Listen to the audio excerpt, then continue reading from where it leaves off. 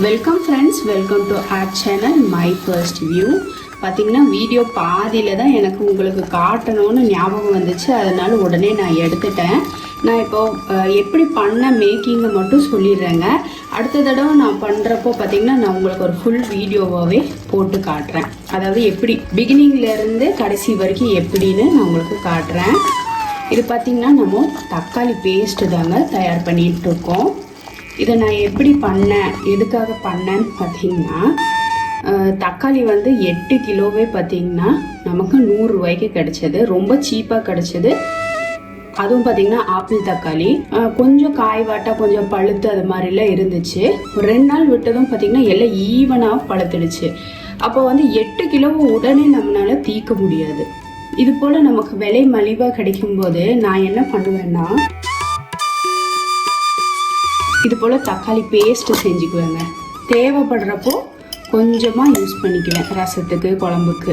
இங்கே மேலே வெள்ளையாக இருக்கிறது கெட்டு போனது இல்லைங்க, அது ஆலிவ் ஆயில் மேலே விட்டது. ஃப்ரிட்ஜில் ஸ்டோர் பண்ணனால அது உங்களுக்கு அப்படி க்ரீமியாக தெரியுது. உங்களுக்கு தீந்துடுச்சு எனக்கு. இப்போ கடைசியாக கொஞ்சம் இருக்குது. அதுக்குள்ளே பார்த்திங்கன்னா நமக்கு தக்காளி வந்து கொஞ்சம் விலை மலிவாக கிடச்சிது. இதை எப்படி பண்ணணும்னு பார்த்திங்கன்னா, ஃபஸ்ட்டு வந்து தக்காளியை வந்து நல்லா கழுவிடுங்க. சுத்தமாக கழுவிட்டு நல்லா எல்லாம் ஈவனாக பழுத்ததுக்கு அப்புறம் நான் சொல்கிறேன். அந்த குப்பை அது மாதிரிலாம் இருக்கும் இல்லைங்களா, கொஞ்சம் கட் பண்ணுறது அழுகல் அப்படியெல்லாம் இருந்துச்சுன்னா எல்லாம் கட் பண்ணிவிட்டு நீட்டாக வந்து மிக்சியில் போட்டு நல்ல ஒரு பேஸ்ட்டாக அரைச்சி எடுத்துக்கோங்க. இப்போ அரைச்ச பேஸ்ட் என்ன பண்ணினேன்னு பார்த்தீங்கன்னா, இது போல் மாவு சலிக்கிற சல்லடை இருக்குது இல்லைங்களா, இல்லாட்டி உங்ககிட்ட ஜூஸர் வடிகட்டி இருந்துச்சுன்னாலும் சரி, கொஞ்சம் கண்ணு பெருசாக இருக்கிற மாதிரி இதில் போட்டு வடித்து நல்லா அரிச்சிங்கன்னா தோல் பின்ன விதை எல்லாமே இங்கே மேலே நின்றுடும். அந்த மேலால் நின்ன அந்த விதை தோல் எல்லாம் இதில் இருக்குது. இதையும் நம்ம வேஸ்ட் பண்ண வேணாம். நம்ம ரசத்துக்கு, குழம்புக்கு அரைக்கும் போது இதை யூஸ் பண்ணிக்கலாம். இல்லை உங்களுக்கு இதை வேண்டாம் அப்படின்னா நீங்கள் விட்டுடலாம். இது ஆனால் நான் இப்போ வந்து தொக்கு பண்ணுறதுக்கோ எதுக்கோ தேவைப்பட்டால் நான் யூஸ் பண்ணிடுவேன். எதையும் நான் வேஸ்ட் பண்ண மாட்டேன். இப்போ வந்து இது போல் விதையும் தோலும் நீக்கினதுக்கு அப்புறமா பார்த்தீங்கன்னா நமக்கு நல்ல ஒரு பல்பு ஜூஸும் கலந்து ரொம்ப குவான்டிட்டி அதிகமாக இருக்கும். இப்போ எனக்கு 8 கிலோவுக்கு பார்த்தீங்கன்னா தண்ணி மட்டுமே 3 லிட்டர் இருந்துச்சுங்க. 3 லிட்டர் ஸ்டவ்வில் வச்சு நீங்கள் சுண்ட வச்சிங்கன்னா உங்களுக்கு கேஸோட கன்சப்ஷன் ஜாஸ்தியாக இருக்கும். அப்போ நீங்கள் சேவ் பண்ணுறேன்னு சொல்லிட்டு கேஸை வீண் பண்ணிடுவீங்க. அதுக்கு என்ன பண்ணணும் பார்த்தீங்கன்னா, ஒரு பாலிஸ்டர் கிளாத்து இல்லாட்டி சீஸ் கிளாத் இருக்கும் இல்லைங்களா, பன்னீர் எல்லாம் நம்ம வடிப்போம். அது போல் கிளாத்தில் நம்ம செஞ்ச இந்த அந்த ஜூஸோடு இருக்கும் இல்லைங்களா, அந்த தக்காளி பழம் பல்போட அதை ஊற்றிட்டீங்க அப்படின்னா பாருங்கள், அந்த தண்ணி எல்லாம் இது போல் டிரான்ஸ்பரண்டாக இந்த மாதிரி தண்ணி மட்டும் உங்களுக்கு 3 லிட்டர் வரைக்கும் வந்திருக்குங்க. இதையும் நம்ம வேஸ்ட் பண்ண வேணாம். இதை நம்ம சூப்புக்கு யூஸ் பண்ணிக்கலாம். தக்காளி ரசம் எல்லாம் வைக்கிறோம் இல்லைங்களா, அதுக்கு யூஸ் பண்ணிக்கலாம். இது வந்து நம்ம சொட்டு தண்ணி கூட நம்ம சேர்க்கல. இது முழுக்க தக்காளி பழத்தில் இருந்த தண்ணி மட்டும். இது உங்களுக்கு சின்ன குண்டால காட்டுறேன். ஆக்சுவலாக எனக்கு 3 லிட்டர் வரைக்கும் தண்ணி கிடச்சிருக்கு இந்த 8 கிலோ தக்காளி பழத்தில்.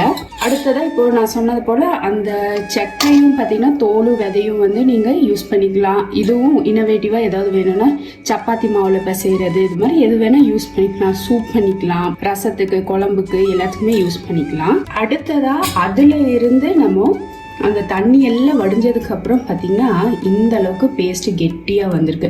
இன்னி கூட நம்ம தண்ணி வடிக்கலாம். ஆனால் வந்து நான் இந்த அளவுக்கு பேஸ்ட்டாக எடுத்திருக்கேன். இப்போ இதில் என்ன பண்ண போகிறேன்னு பார்த்தீங்கன்னா, ஸ்டவ்வில் வச்சு ஹீட் பண்ணிகிட்ருக்கேன். இதில் ப்ரிசர்வேட்டிவ்க்காக நான் உப்பு சேர்த்துக்கிறேங்க, கல்லுப்பு சேர்த்துக்கிறேன். இது போல் கல்லுப்பு சேர்க்கும் போது நமக்கு ரொம்ப நாள் தாங்கும். ரெண்டாவது, நீங்கள் இந்த தக்காளி பழத்தை வந்து நீங்கள் யூஸ் பண்ணுறப்போ இதில் உப்பு போட்டிருக்கிறது மறந்துடாதீங்க. அதுக்கு தகுந்தா போல் குழம்போ ரசமோ வைக்கும் போது உப்பு கொஞ்சம் கம்மி பண்ணிக்கோங்க. இது இனி கூட கொஞ்சம் கெட்டியாகணும். நல்லா கொஞ்சம் கலந்து விட்டுடலாம். இதே கூட நம்ம வெயிலில் கூட வச்சு காய வச்சு எடுக்கலாம். இப்போ வெயில் சீசனுங்கிறனால வெயிலில் கூட வைக்கலாம். இது பார்த்திங்கன்னா நான் ஆல்ரெடி செஞ்ச தக்காளி பேஸ்ட்டு. நான் சொன்னது போல் இதை நான் எதுக்கெல்லாம் யூஸ் பண்ணுவேன்னா, ரசத்துக்கு, குழம்புக்கு எல்லாத்துக்குமே எடுப்பேன். பார்த்திங்கன்னா நம்ம எந்த அளவுக்கு எடுக்கணும்னா பாருங்கள், இப்போ ஒரு ரசம் வைக்கிறோம் அப்படின்னா இந்த அளவுக்கு பேஸ்ட் எடுத்தால் போதும். ஏன்னா மொத்தம் 8 கிலோ தக்காளியில் 3 லிட்டர் தண்ணி போக மொத்தம் இவ்வளோ தான் இருக்குது. அப்போ இது எவ்வளோ ஸ்ட்ராங்காக இருக்கும் பாருங்கள். இந்த அளவுக்கு எடுத்தாலே ரசத்துக்கு போதுமானதாக இருக்கும். பார்த்திங்கன்னா நமக்கு இந்த அளவுக்கு கெட்டியாக இருக்குது பாருங்கள். இப்படி கோடு போட்டால் நிற்கிது. இது கரெக்டான கன்சிஸ்டன்சி. இப்போ இதை எப்படி நான் ஸ்டோர் பண்ணுவேன் அப்படின்னா, ஏதாவது பாட்டில், ஆனால் இது வந்து கண்ணாடி பாட்டில் ஏதாவது ஸ்டோர் பண்ணணும். அப்படி இல்லாட்டி நீங்கள் ஐஸ் க்யூப் ட்ரேலெல்லாம் ஊற்றி வச்சு கூட நல்லா ஃப்ரீஸ் பண்ணிவிட்டு ஒரு பேக்கில் போட்டு அடைச்சி வச்சுக்கலாம். நான் வந்து எப்படி பண்ணுவேன்னா, இது போல் கண்ணாடியை நல்லா கழுவிட்டு சுத்தமாக நீட்டாக கழுவி காய வச்சுட்டு பின்ன இதில் இந்த பேஸ்ட்டை கொட்டிட்டு மேலால் கொஞ்சமாக நம்ம ஊறுகாய்க்கெல்லாம் மேலே எண்ணெய் மிதக்கும் இல்லைங்களா, அது போல் நான் கொஞ்சமாக வந்து ஆலிவ் ஆயில் சேர்ப்பேன். இல்லாட்டி தேங்காய் எண்ணெய் சேர்க்கலாம், நார்மல் குக்கிங் ஆயிலும் கூட சேர்க்கலாம், உங்களோட ஆப்ஷன் தான்.